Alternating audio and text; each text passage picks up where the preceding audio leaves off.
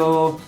네, 오늘도 예레미야서를 통해서 하나님의 음성 듣겠습니다. 오늘 말씀은 예레미야 11장 18절에서 12장 6절까지 말씀입니다. 이 본문을 중심으로 악인들의 형통을 어떻게 소화하고 있습니까? 라는 제목으로 말씀 나누겠습니다.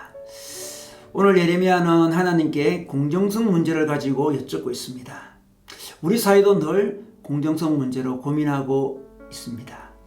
세상은 공정하지 못한 부분이 많이 있습니다. 그런데 남유다는 하나님 나라의 백성이고 하나님 나라의 공동체임에도 불구하고 공정하지 못했습니다. 오늘 말씀에서는 악인이 형통하다고 하였습니다. 배신자들이 모두 잘되기만 하였다고 말씀하고 있습니다.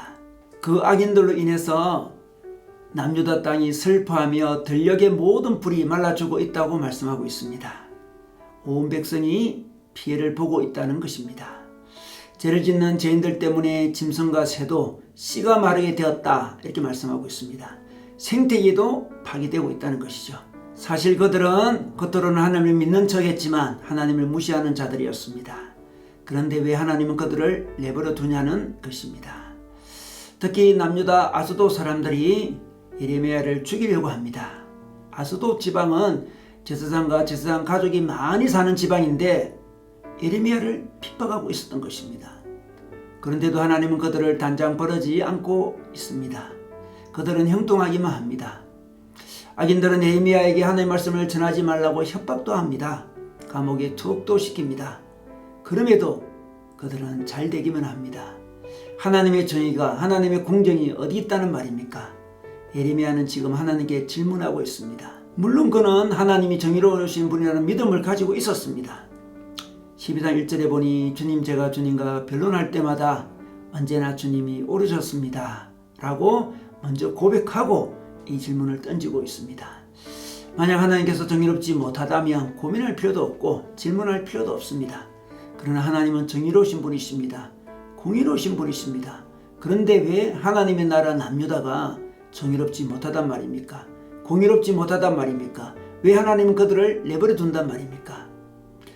이 예레미야의 질문은 단지 예레미야만의 질문이 아닙니다. 역사 이래로 수많은 사람들이 고통 중에 하는 질문이었습니다. 특히 하나님을 믿는 우리들이 당황하면서 하는 질문이었죠. 이 질문에 대한 답을 제대로 우리가 받지 못한다면, 우리가 이 문제를 소화하지 못한다면 우리는 어떻게 되겠습니까?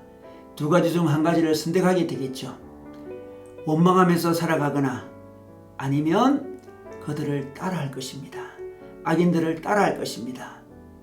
원망과 낙심하게 되면 어떻게 됩니까? 우리는 하나님에게서 멀어지게 됩니다. 아니면 악인을 따라하면 어떻게 되겠습니까? 겉으로는 하나님을 믿지만 속으로는 하나님을 따르지 않아서 결국 하나님과 멀리 떠나가게 됩니다.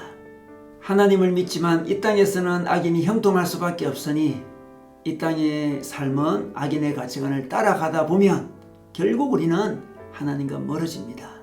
하나님을 상상 속에, 종교 영역 속에 가두게 됩니다. 오늘 악인의 형통함을 보고 의문을 품는 예레미야는 진솔하게 그리고 철저하게 하나님 앞에 나아갑니다. 답을 얻으려고 나아갑니다. 우리는 이 자세를 배워야 합니다. 우리도 하나님께 철저히 나아가서 답을 얻어야 합니다. 적당히 낙심하거나 적당히 타협하지 말아야 됩니다. 이렇게 나오는 선지자에게 하나님은 답을 하십니다. 12장 5절 말씀이 답입니다. 내가 사람과 달리기를 해도 피곤하면 어떻게 말과 달리기를 하겠느냐. 이 대답을 하시는 것입니다. 이 대답은 어떤 의미일까요? 선지자에게 분발을 당부합니다. 분발을 권면하는 것이죠. 비록 지금 아나도 사람들이 자신을 죽이려고 하고 악인들이 형통한 것을 보면서도 우리는 분발해야 된다는 것입니다. 좌절하지 말아야 된다는 것입니다. 물론 좌절할 수 있습니다. 낙심할 수 있습니다. 그러나 우리가 주님 음성을 들어야 됩니다. 이 정도는 사랑과 달리기를 하는 것입니다. 이 정도 문제로 낙심하지 말라는 것입니다. 이 정도의 피곤해서는 안 된다는 것입니다. 앞으로 말과 달리기를 해야 될 상황이 온다는 것입니다. 바빌론에 의해서 남유다는 패망할 것이고 수많은 사람은 죽고 바빌론으로 포로로 잡혀갈 것입니다. 그때에도 선지자는 하나님의 소망을 전하도록 부르심을 받았다는 것입니다. 그러므로 지금부터 낙심하지 말아야 된다는 것입니다. 여러분, 주님 다시 오실 때까지 세상은 더 악해질 수 있습니다. 악인들은 더 형통해질 수 있습니다. 그런데 우리가 하나님의 마지막 심판을 기다리지 못하고 지금 낙심하면 안 되는 것입니다. 우리는 여전히 할 일이 남아 있습니다. 우리는 그 어떤 상황에서도 하나님의 소망을 품고 하나님 나라를 세워가야 합니다. 복음을 나눠야 합니다. 하나님의 소망을 전해야 합니다. 앞으로 훨씬 더 힘든 상황이 올 수 있습니다. 그래서 지금 우리가 겪는 악인의 형통은 단지 전주국 정도일 수도 있습니다. 우리는 하나님의 최후 심판을 믿습니다. 악인들의 종말을 믿습니다. 우리는 미리 내다볼 수 있습니다. 그래서 지금 좌절하고 원망하고 낙심하고 그들과 타협하지 않습니다. 우리가 낙심하면, 우리가 좌절하면, 우리가 타협하면 악인은 더 형통해지는 것입니다. 우리가 악인의 형통을 잘 소화하지 못하면 결정적으로 우리는 하나님이 주신 사명을 놓치게 됩니다. 부르심을 저버리게 됩니다. 우리의 사명은 결코 상황에 의해서 포기되지 않습니다. 우리가 겪는 지금 이 불의와 부조리는 우리로 하여금 다시 한번 하나님을 바라보게 하는 자극제가 되도록 해야 되는 것입니다. 지금 우리나라 기독교인들 중에서 사회의 불의와 또 한국교회의 부조리에 낙심해서 가난한 성도가 되거나 냉소적인 기독교인이 되는 경우가 많이 있습니다. 예레미야와 같이 질문은 했지만 하나님의 답을 듣지 못했습니다.